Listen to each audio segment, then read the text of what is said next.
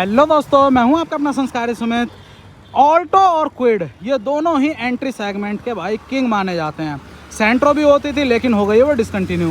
इस समय हम बात करें, आपकी जेब में 4.5-5 लाख रुपए, आप लेने जाते हो कोई गाड़ी, घर की पहली गाड़ी हो, तो इस समय आपको दो चॉइस मिलेंगी।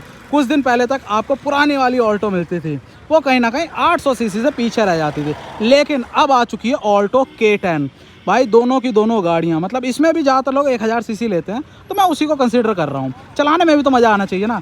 तो भाई 1000 सीसी में क्विड खड़ी है, 1000 सीसी में ही खड़ी है अपने पास इस समय ऑल्टो K10। सामने का लुक आप देखो भाई, side by side comparison, difference चौड़ाई में है, डिफरेंस भाई डायमेंशन में ही है। आप ये कहो मतलब अरे भाई ये चीज़ चलती रहेगी पैं पैं पैं पैं, ठीक है। मैं कह रहा हूँ डायमेंशन में ही फ़र्क है, ऐसा फील होता है ये एक सेगमेंट ऊपर है सिर्फ डायमेंशन वाइज। लेकिन अगर बहुत सी चीज़ें, बहुत से फैक्टर है, केवल साइज़ ही किसी गाड़ी को परफेक्ट नहीं बनाता, या आप भी जानते हैं केवल लुक्स किसी गाड़ी को परफेक्ट नहीं बनाता। ओवरऑल सभी एस्पेक्ट में गाड़ी कैसा परफॉर्म कर रही है वो चीज़ें देखी जाती हैं। फिलहाल तो सामने से हम लुक देखते हैं। इस तरह से आपको इसमें अलग अलग 2 पॉइंट मिलते हैं, मतलब लो बीम हाई बीम के लिए यहाँ पर, और यहाँ पर आपको सिंगल बाउल मिल रहा है। इंडिकेटर इसमें भी बल्ब है, इसमें भी बल्ब है, लेकिन इसमें आपको DRL मिल जाती है यहाँ पर, जो कि ऑलवेज ऑन रहती है। इस तरह से क्विड का लुक है, मस्कुलर लगती है। ये थोड़ा सा सटल डिज़ाइन है, मतलब ऐसी है कि आराम से घुल मिल जाएगी बाकी गाड़ियों के बीच में। दूर से देखोगे लगेगा सेंट्रो आ रही है, पास आके देखोगे कहोगे यार ये तो छोटी सी क्यूट सी गाड़ी है। मतलब इसका ऐसा डिज़ाइन है जैसे पुरानी ऑल्टो होती थी ना, उस टाइप से, कि ज़्यादा आपको अट्रैक्ट नहीं करेगी, लेकिन ऐसा भी नहीं है कि आपको निराश कर देगी। साइड प्रोफाइल की तरफ आएँ तो ये है कुछ कहानी भाई। ये है इसकी साइड प्रोफाइल। लेंथ में भी ये कम ही है, ऐसा नहीं है लेंथ में ज़्यादा है, लेंथ में भी थोड़ी सी कम है, डिफरेंस आता है। मेन चीज़ है अब भाई ग्राउंड क्लियरेंस। ग्राउंड क्लियरेंस इसका आपको मिल जाता है अराउंड 183 या 184 mm, जो कि इसको काफ़ी ज़्यादा, जो मिनी डस्टर कहते थे ना इसको, वो इसीलिए बोलते हैं, ठीक है। इसका 184 आता है। सस्पेंशन ट्रैवल इसमें ज़्यादा है, इसका हमारा 160-165 के अराउंड है, ठीक है। लेकिन अगर मैं सस्पेंशन की ट्यूनिंग की बात करूँ, मैंने चला के देखी है, काफ़ी अच्छे से एब्जॉर्ब कर रहे हैं इसके सस्पेंशन। जस्ट मैं टेस्ट ड्राइव ही लेकर आया हूँ इसकी, अच्छा फील हो रहा है। और व्हील बेस कम होने की वजह से, इसका व्हील बेस उससे कम है, व्हील बेस कम होने की वजह से कुछ जगहें ऐसी थी, ब्रेकर ऐसे थे जहाँ पर जनरली ये भी लग जाती थी, लेकिन ये लगी नहीं। ये चीज़ बढ़िया लगी। अब आ जाते हैं रियर की तरफ, और हाँ रियर से आप टायर्स भाई इसमें मिल रहा है आपको 145 भाई, 145 80 13 इंच का, ठीक है। और इसमें मिल रहा है आपको 165 165 20 mm चौड़े हैं। तो पीछे से कहीं ना कहीं इस तरह से, ये देखो आप देख रहे हो, ये है पीछे का लुक। ये आपको थोड़ा सा टॉल बॉय वाली फीलिंग देगी। चौड़ाई कम है और ऊंचाई इसके लगभग बराबर ही है, देख रहे हो। इससे तो थोड़ी सी और ऊंची लग रही है यार मुझे, लेकिन लगभग कहीं ना कहीं बराबर है, इसीलिए ये थोड़ी सी टॉल बॉय फील होती है। ये ओवरऑल देखते हैं हम, ठीक है, ऐसा फील नहीं होता बहुत ऊंची है चौड़ाई की वजह से, ठीक। ये है कुछ कहानी। इसमें 165 70 14 का टायर है। अब आ जाते हैं इंटीरियर पे। हाँ, इंजन की बात कर लें एक बार, तो भाई दोनों के दोनों में आपको 3 सिलेंडर ही मिलता है इंजन। और पावर देखते हैं तो भाई पावर भी लगभग मतलब 2 bhp के अराउंड ऊपर नीचे है, 2-3 Nm का ऊपर नीचे है। तो इस चीज़ को ज़्यादा मैं मानूंगा नहीं, ठीक, कोई ज़्यादा कहने वाली बात नहीं है उसमें। यह है भाई इसका इंटीरियर, देख रहे हो। टच स्क्रीन इसमें आपको मिल रही है, पूरी की पूरी टॉप मॉडल है ये जो मैं आपको दिखा रहा हूँ। टच स्क्रीन आपको मिल रही है, एंड्रॉयड ऑटो, एप्पल कारप्ले दोनों मिलते हैं। मैनुअल AC है, फ्रंट के पावर विंडो है इसमें, ठीक है। स्टीयरिंग पे कंट्रोल्स आपको मिल जाते हैं इस तरह से, 2 एयरबैग मिल रहे हैं, 5 स्पीड का गियर बॉक्स मिल रहा है, और क्लस्टर हमारा बिल्कुल डिजिटल ही है। इंस्टेंट माइलेज वगैरह सब कुछ मिलता है।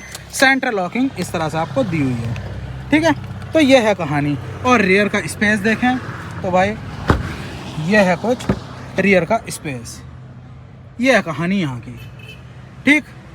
देख लो अच्छे से, स्पेस अच्छा है इसमें भी। सीटिंग की जो हाइट है, सीट्स की हाइट है, वो थोड़ी सी ऊपर कर दी है, जिसकी वजह से अच्छा खासा फील होता है कि हाँ चलो ठीक है। अब आ जाते हैं इधर क्या कहानी है। इसकी चाबी भाई ये है कुछ सेंटर लॉकिंग इसमें भी है, और आपको दिखाता हूँ इसमें अंदर। ये नीचे का वेरिएंट है थोड़ा, लेकिन मैं आपको इसका टॉप वेरिएंट से ही कहूँगा, क्योंकि रेट है ना दोनों के बराबर हैं।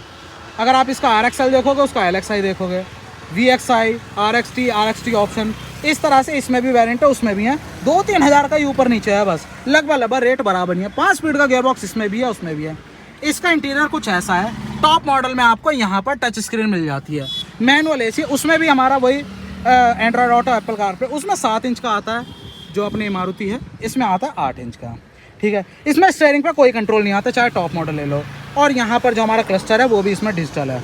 सीट्स लगभग मुझे एक जैसी लगी, क्योंकि इसमें भी जो हमारे हेडरेस्ट हैं वो फिक्स हैं। Under Thai support, sitting height लगभग ऑलमोस्ट आइडेंटिकल है। बॉटल होल्डर इसमें भी आपको आगे मिल जाता है अच्छा खासा, और पावर विंडो जो हैं इसमें भी आपको मिल जाती हैं। इसमें ये फ़ायदा है, इसमें आपको चारों पावर विंडो मिलती हैं। ठीक है, ये है पीछे का। लेग रूम इसमें आपको ज़्यादा मिल जाता है, ये चीज़ कन्फर्म्ड है, और चौड़ाई ज़्यादा मिल जाती है, वो तो है ही बॉडी की। खैर भाई, इसमें जो एक्स्ट्रा चीज़ें आपको मिल रही हैं, आप फीचर वाइज कहें तो इसमें आपको पीछे की पावर विंडो हैं, जो हमारे मिरर हैं टॉप मॉडल में वो भी इलेक्ट्रिकली एडजस्टेबल मिल जाते हैं, जबकि इसमें आपको मैनुअली एडजस्टेबल ही मिलते हैं। तो भाई इस तरह से अगल बगल खड़ी करने में अब दोनों में ही टक्कर रहनी है यार। 5, 5.5 लाख, 6 लाख रुपए जेब में है ना, तो भाई इन्हीं में से आपको चूज़ करना होगा, आप किसकी तरफ जाते हैं वो अपने ऊपर है। माइलेज में भी लगभग दोनों गाड़ियाँ बराबर हैं। बस बात आती है रिफाइनमेंट की, ये कहीं ना कहीं आपको इसका जो इंजन है वो रिफाइंड लगेगा, ये चीज़ गारंटीड है। क्योंकि मारुति का जो के सीरीज़ इंजन है भाई 2010 से, मतलब 12-13 साल हो चुके हैं इस 1.0 वाले के सीरीज़ इंजन को। तो ऐसे ही भाई उन्होंने चने तो भुने नहीं हैं इतने सालों में, कई सारे उसके इटरेशन आ चुके हैं। और अब जो इनका आया लेटेस्ट जो चल रहा है कौन सा K10C, मतलब डुअल जेट वाला, वो तो आया है चुम्मा भाई, इतना रिफाइंड। अंदर जो मतलब इंसुलेशन है या कैबिन में एनवेस लेवल है बहुत ज़्यादा कंट्रोल्ड है। ड्राइविंग प्लेजर बहुत अच्छा मिल रहा है आपको, है ना। अगर कुछ फीचर्स कम हैं इसमें तो भाई वो चीज़ें कंपनसेट हो जा रही हैं, किससे? जो इसका ड्राइविंग प्लेजर है या इंजन की परफॉर्मेंस है, कार की परफॉर्मेंस है, उससे। तो अब बात आती है कि भाई आप क्या कहोगे कि कौन सी गाड़ी लेनी चाहिए, कौन सी नहीं। अगर आप स्पेस ज़्यादा चाहते हैं उसी अमाउंट में, मतलब अगर आपके पास 5, 5.5, 6 लाख रुपए हैं, उसी अमाउंट में स्पेस ज़्यादा चाहते हो, ठीक है, अंदर चौड़ाई चाहते हो, फीचर ज़्यादा चाहते हो, ठीक है, तो कहीं ना कहीं आप इसकी तरफ जाना। ग्राउंड क्लियरेंस की दिक्कत है आपके यहाँ, तो भाई ये है। लेकिन वहीं अगर आप आते हो ये कहोगे कि भाई हमें चाहिए सुकून इंजन का, इंजन से मतलब ऐसा नहीं है इसमें सुकून नहीं है, लेकिन रिफाइनमेंट जो है ना वही सब कुछ है। आप पहले Hyundai वगैरह की गाड़ी चला चुके हो या फिर पहले मारुति की चलाई जो रिफाइंड इंजन है, तो कहीं ना कहीं ये चलाने में आपका दिल ले जाएगी, इसमें चलाने में मज़ा अलग सा आ जाएगा। और टॉप मॉडल की बात करें अगर कीमतों में, तो ये भी पड़ रही है आपको 5,33,000 की, और ये कहीं ना कहीं या 5,28 की या 5,38 की है, मतलब वही 4-5 हज़ार का ही फ़र्क है, इससे ज़्यादा फ़र्क नहीं आ रहा। तो भाई ये थी कहानी, दोनों अगल बगल हो रही थी गाड़ी, मैंने कहा चलो यार ये भी देख लिया जाए। बाकी क्वेश्चन अब यही आना है, पहले बहुत कंपटीशन होते थे यार इस बजट में।